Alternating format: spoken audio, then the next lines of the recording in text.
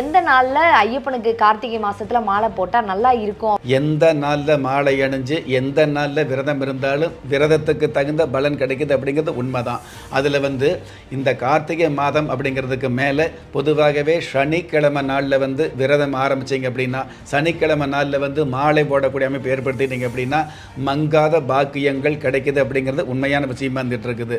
இந்த சனிக்கிழமைக்கு மேல வார நாட்கள் 7 நாட்கள் இருந்தால் கூட ஐயப்ப சுவாமிக்கு உகந்த நாளாக சனிக்கிழமை நாள் சொல்லப்பட்டிருக்கிறதுனால இந்த சனிக்கிழமை நாளில் மாலை இடும் பொழுது, அதாவது மாலையிட்டு விரதம் இருக்கும் பொழுது தகுந்த பலன் கிடைக்குது அப்படிங்கிறது தார்மீக உண்மை.